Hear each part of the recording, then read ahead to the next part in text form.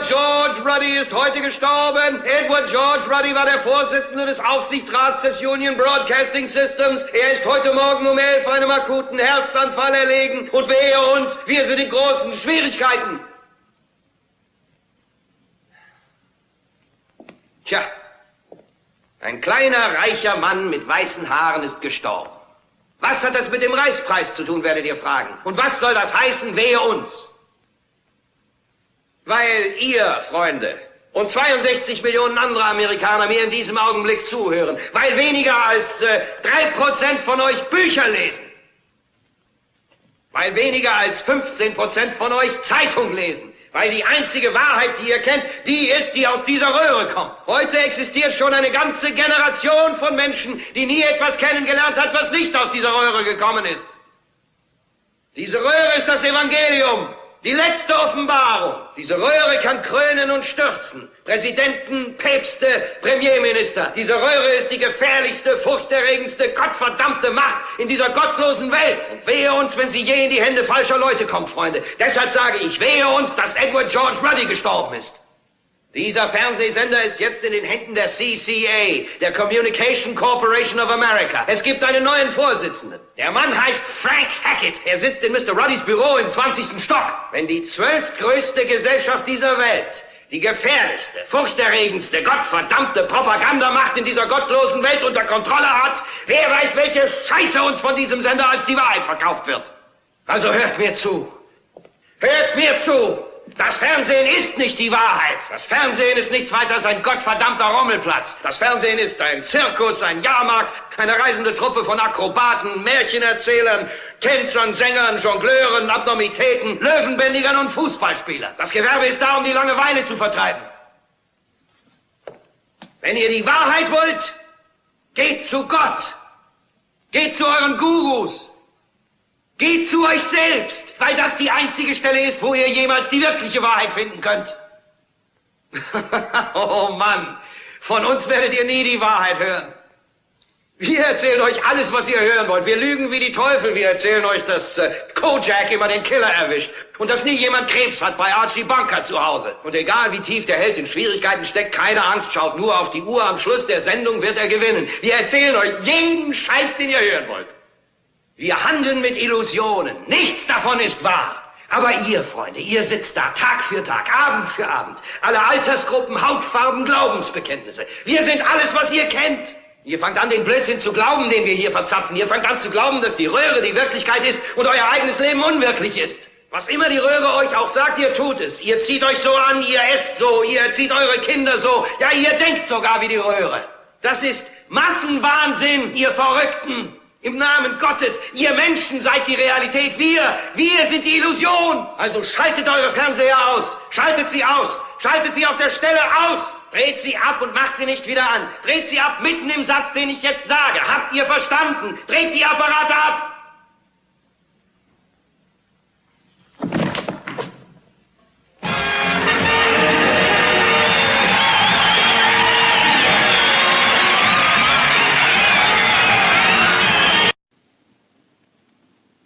Sie haben sich in das Spiel der Urgewalten der Natur eingemischt, Mr. Beale. Und das möchte ich nicht haben. Ist das klar?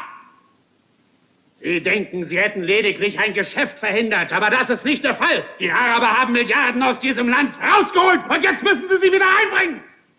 Das ist Ebbe und Flut, Schwerkraft der Gezeiten, ökologisches Gleichgewicht.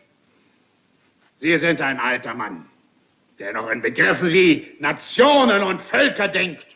Es gibt keine Nationen, es gibt keine Völker, es gibt keine Russen, es gibt keine Araber, es gibt keine dritte Welt, es gibt keinen Westen. Es gibt nur ein einziges, großes, holistisches System der Systeme.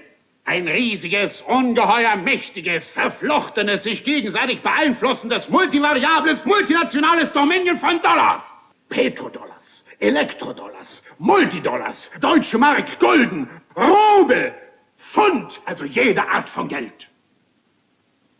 Es ist das internationale Währungssystem, das die Globalität des Lebens auf diesem Planeten bestimmt. Das ist die natürliche Ordnung der Dinge heutzutage. Das ist die atomare, und die subatomare und die galaktische Struktur der Dinge heutzutage. Und Sie haben sich in das Spiel der Urgewalten der Natur eingemischt. Und Sie werden das wieder gut machen. Verstehen Sie mich eigentlich, Mr. Beale? Sie erscheinen da auf Ihrem lächerlichen kleinen Bildschirm und wehklagen über Amerika und Demokratie. Es gibt kein Amerika. Es gibt keine Demokratie.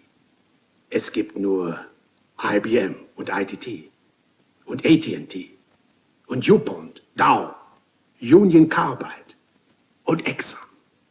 Das sind die Nationen der Welt heutzutage. Was glauben Sie, worüber die Russen bei ihren Ministerratssitzungen reden? Über Karl Marx? Die holen ihre Linearprogrammierungstabellen raus. Statistische Entscheidungstheorien, Logarithmentabellen und befragen die Computer nach dem Kosten-Nutzungseffekt ihrer Transaktionen und Investitionen, genau wie wir. Wir leben nicht länger in einer Welt von Nationen und Ideologien, Mr. Beale. Die Welt besteht aus einer Gruppe von Konzernen. Sie unterliegt bestimmten Gesetzen, unwandelbaren Gesetzen der Wirtschaft. Die Welt ist ein Geschäft, Mr. Beale. Das war so, seit der Mensch aus dem Urschlamm gekrochen ist. Und unsere Kinder werden es erleben, Mr. Beale. Sie werden sie erleben. Die perfekte Welt,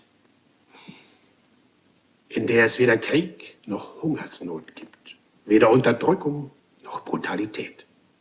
Eine riesige ökumenische Holdinggesellschaft, für die alle Menschen arbeiten werden, um einen gemeinsamen Profit zu erwirtschaften. Und alle Menschen werden an dieser Gesellschaft einen gewissen Anteil haben. Alle Bedürfnisse werden befriedigt. Angst und Schrecken werden verschwunden sein.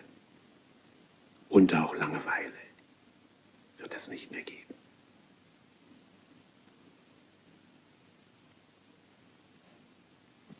Ich habe Sie auserkoren, Mr. Beale, dieses Evangelium zu verkünden. Warum mich? Weil Sie beim Fernsehen sind, Sie Dummkopf. 60 Millionen Menschen sehen Sie jeden Abend, von Montag bis Freitag. Ich habe das Antlitz Gottes gesehen.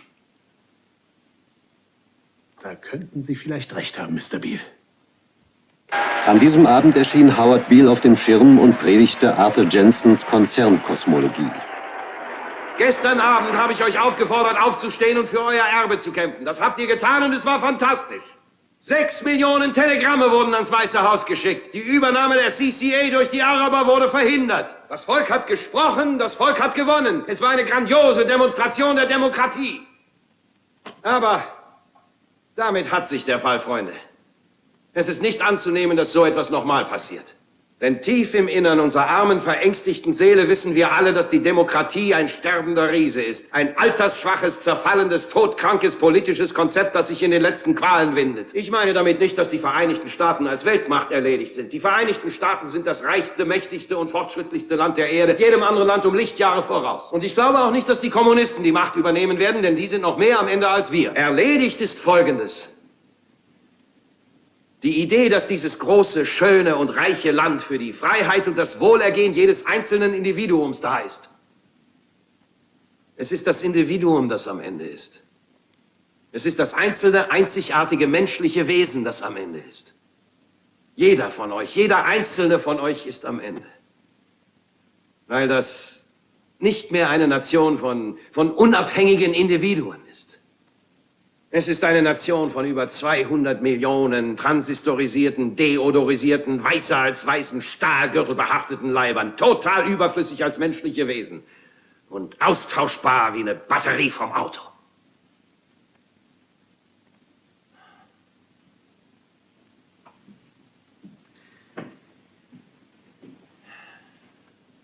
Tja, jetzt ist es Zeit zu fragen, ist Entmenschlichung so ein schlechtes Wort? Ob gut oder schlecht, es ist nun mal so. Die ganze Welt wird humanoid. Die Geschöpfe sehen wie Menschen aus, sind aber keine. Die ganze Welt wird so, nicht nur wir. Wir sind nur das fortschrittlichste Land, deswegen kommen wir als Erste dahin. Die Völker der ganzen Welt werden massenproduzierte, programmierte, nummerierte, gefühllose Gegenstände. Es war ein absolut vertretbares Argument, das Howard Beale in den darauffolgenden Tagen vorbrachte. Es war aber auch ein sehr deprimierendes, denn niemand war sonderlich daran interessiert zu hören, dass sein Leben völlig wertlos sei. Now there's one thing you might have noticed I don't complain about. Politicians. Everybody complains about politicians. Everybody says they suck. Yeah! Well, where do people think these politicians come from? They don't fall out of the sky. They don't pass through a membrane from another reality. They come from American parents and American families, American homes, American schools, American churches, American businesses, and American universities, and they're elected by American citizens. This is the best we can do, folks. This is what we have to offer. It's what our system produces. Garbage in, garbage out. If you have selfish, ignorant citizens, you're going to get selfish, ignorant leaders. And term limits ain't going to do you any good. You're just going to wind up with a brand new bunch of selfish, ignorant Americans. So maybe it's not the politicians who suck. Maybe something else sucks around here. Like the public. Yeah, the public sucks. There's a nice campaign slogan for somebody. The public sucks. Fuck hope. Fuck hope. Because if it's really just the fault of these politicians, then where are all the other bright people of conscience? Where are all the bright, honest, intelligent Americans ready to step in and save the nation and lead the way? We don't have people like that in this country. Everybody's at the mall, scratching his ass, picking his nose, taking his credit card out of his fanny pack and buying a pair of sneakers with lights in them. So I have solved this little political dilemma for myself in a very simple way. On election day, I stay home. I don't vote. Fuck them. Fuck them. I don't vote. Two reasons I don't vote. First of all, it's meaningless. This country was bought and sold and paid for a long time ago. The shit they shuffle around every 4 years doesn't mean a fucking thing. And secondly, I don't vote because I believe if you vote, you have no right to complain. People like to twist that around, I know. They say, well, if you don't vote, you have no right to complain. But where's the logic in that? If you vote, and you elect dishonest, incompetent people, and they get into office and screw everything up, well, you are responsible for what they have done. You caused the problem. You voted them in. You have no right to complain. I, on the other hand, who did not vote,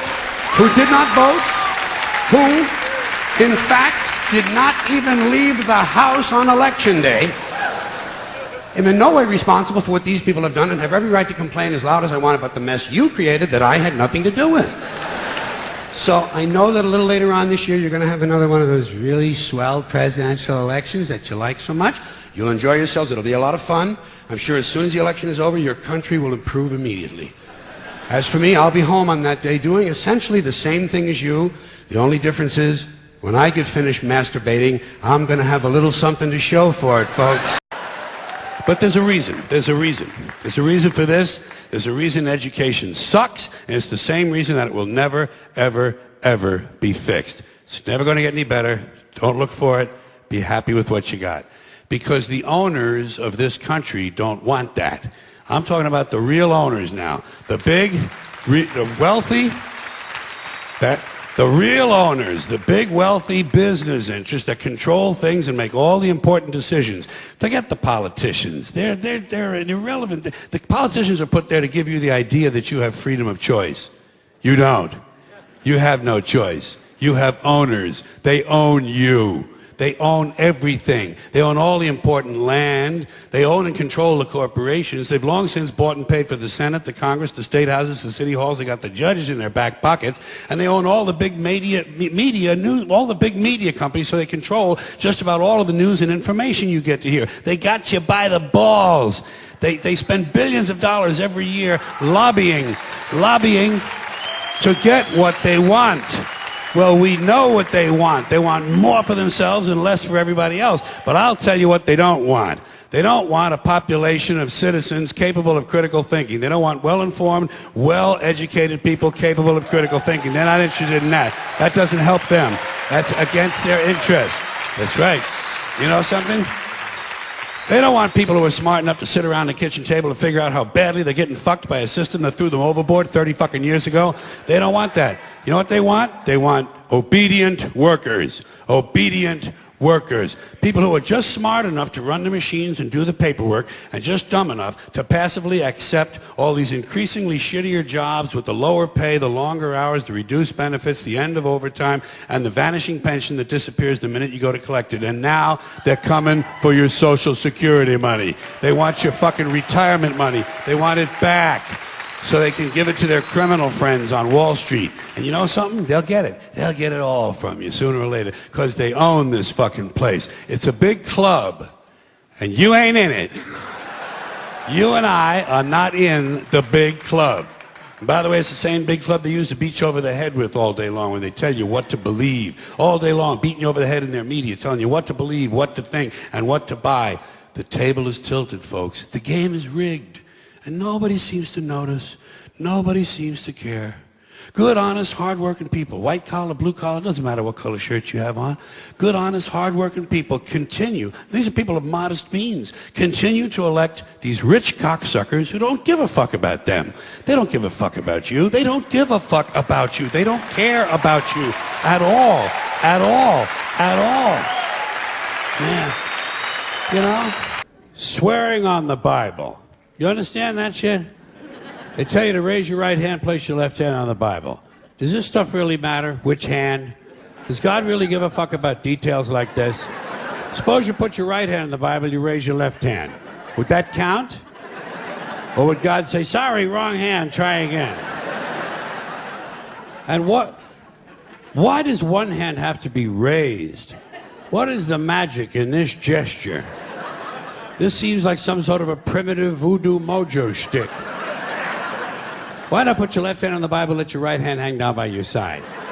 It's more natural. Or put it in your pocket. Remember what your mother used to say? Don't put your hands in your pockets. Does she know something we don't know? Is this hand shit really important? Well, let's get back to the Bible, America's favorite national theatrical prop. Suppose the Bible they hand you to swear on is upside down. Or backward, or both. And you swear to tell the truth on an upside-down, backward Bible. Would that count? Suppose the Bible they hand you is an old Bible and half the pages are missing. Suppose all they have is a Chinese Bible in an American court. Or a Braille Bible and you're not blind. Suppose they hand you an upside-down, backward Chinese Braille Bible with half the pages missing.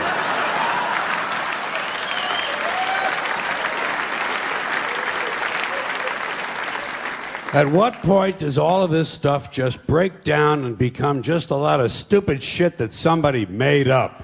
They fucking made it up, folks. It's make-believe. It's make-believe. Now, all right. Okay.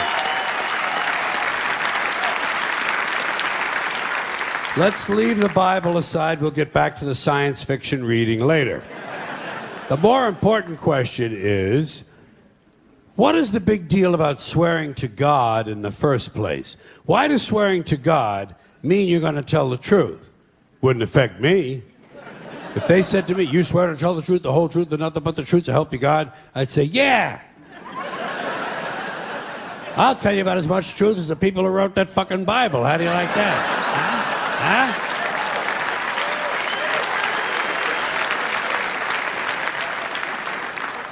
Swearing on the Bible doesn't mean anything. It's kid. Swearing to God is kid stuff. Did you remember when you were a kid? If you told another kid something he didn't quite believe, he'd say, "You swear to God?" I would always say, "Yeah, I swear to God," even if I was lying. Why not? What's going to happen if I lie? Nothing. Nothing happens if you lie, unless you get caught, and that's a whole different story. Sometimes a kid would think he was being slick with me, and he'd say, "You swear on your mother's grave?" I'd say, "Yeah. Why not?" First of all, my mother was alive. She didn't even have a grave. Second of all, even if she was dead, what's she going to do? Rise from the grave and come and haunt me? come and haunt me? All because I told a lie to an 8-year-old? Get fucking real, will you?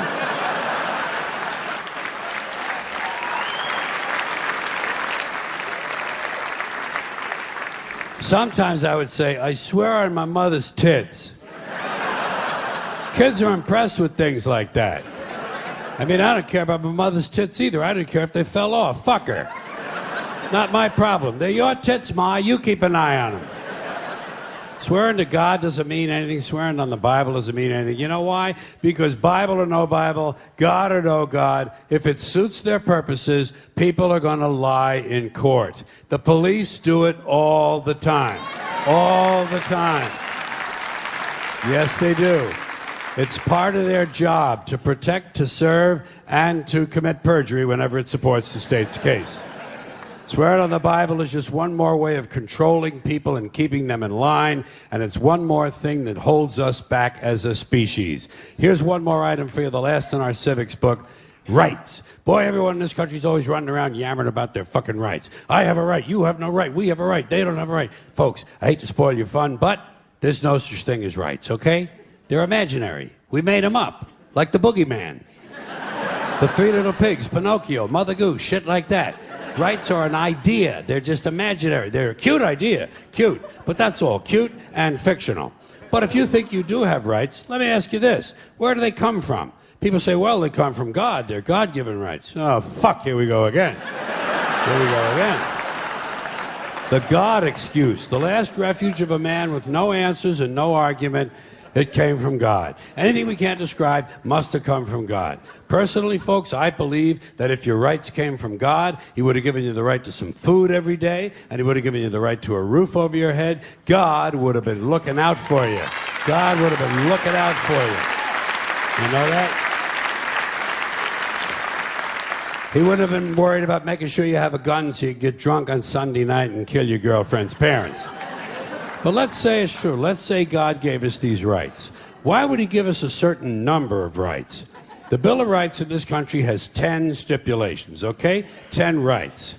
And apparently God was doing sloppy work that week because we've had to amend the Bill of Rights an additional 17 times. So God forgot a couple of things like slavery. Just fucking slipped His mind. But let's say God gave us the original 10. He gave the British 13. The British Bill of Rights has 13 stipulations. The Germans have 29. The Belgians have 25. The Swedish have only 6. And some people in the world have no rights at all. What kind of a fucking goddamn God-given deal is that? No rights at all? Why would God give different people in different countries different numbers of different rights? Boredom? Amusement? Bad arithmetic? Do we find out at long last, after all this time, that God is weak in math skills? Doesn't sound like divine planning to me. Sounds more like human planning. Sounds more like one group trying to control another group. In other words, business as usual in America. Now, if you think you do have rights, one last assignment for you. Next time you're at the computer, get on the internet, go to Wikipedia. When you get to Wikipedia, in the search field for Wikipedia, I want you to type in Japanese Americans 1942, and you'll find out all about your precious fucking rights, okay? All right. You know about it. You know about it. Yeah. In 1942, there were 110,000 Japanese American citizens and good standing, law-abiding people who were thrown into internment camps simply because their parents were born in the wrong country. That's all they did wrong. They had no right to a lawyer, no right to a fair trial, no right to a jury of their peers, no right to due process of any kind. The only right they had, right this way, into the internment camps. Just when these American citizens needed their rights the most, their government took them away. And rights aren't rights if someone can take them away. They're privileges. That's all we've ever had in this country is a bill of temporary privileges. And if you read the news even badly, you know that every year the list gets shorter and shorter and shorter. You see how sooner or later?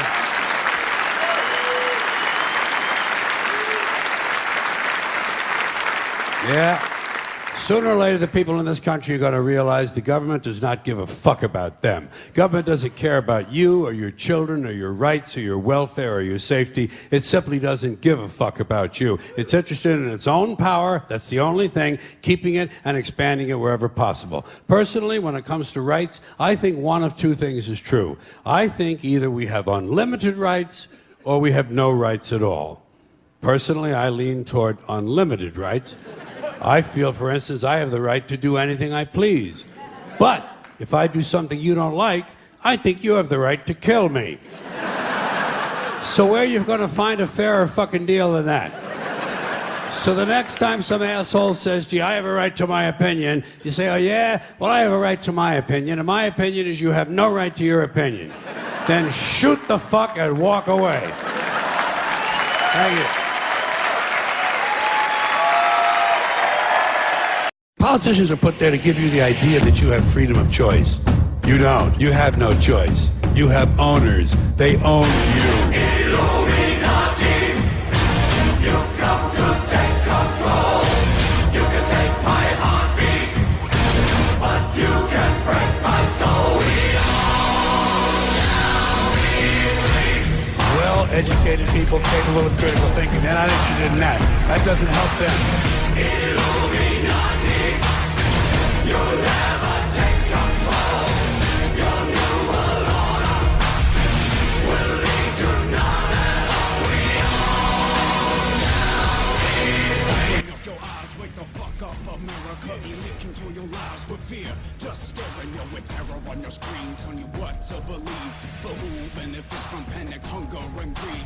That's how they feed upon the masses like a fucking disease. They only enter. About 10 days after 9/11, I went through the Pentagon and I saw Secretary Rumsfeld and Deputy Secretary Wolfowitz. I went downstairs just to say hello to some of the people on the Joint Staff who used to work for me, and one of the generals called me and he said, "Sir, you gotta come in. You gotta come in and talk to me a second." I said, "Well, you're too busy." He said, "No." He says, "We've made the decision. We're going to war with Iraq." This was on or about the 20th of September. I said, "We're going to war with Iraq. Why?" He said, "I don't know." He said, "I guess they don't know what else to do." So I said, "Well, did they find some information connecting Saddam to Al-Qaeda?" He said, No. He says, "There's nothing new that way. They just made the decision to go to war with Iraq." He said, "I guess it's like we don't know what to do about terrorists, but we've got a good military and we can take down governments." And he said, "I guess if the only tool you have is a hammer, every problem has to look like a nail."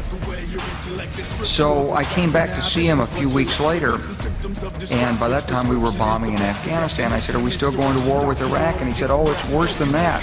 He said, he reached over on his desk and picked up a piece of paper. He said, I just got this down from upstairs, meaning the Secretary of Defense's office today. And he said, "This is a memo that describes how we're going to take out 7 countries in 5 years, starting with Iraq and then Syria, Lebanon, Libya, Somalia, Sudan, and finishing off Iran." The truth is about the Middle East is, had there been no oil there, it would be like Africa. Nobody is threatening to intervene in Africa. The problem is the opposite. We keep asking for people to intervene and stop it. And there's no question that the presence of petroleum throughout the region has sparked great power involvement. Whether that was the specific motivation for the coup or not, I can't tell you, but there's always been this attitude that somehow we could intervene and use force in the region. You see, there's no money in healthy people, and there's no money in dead people. The money is in the middle. People who are alive, sort of, but with one or more chronic conditions that puts them in need of Celebrex or Nasonex or Valtrex or Lunesta.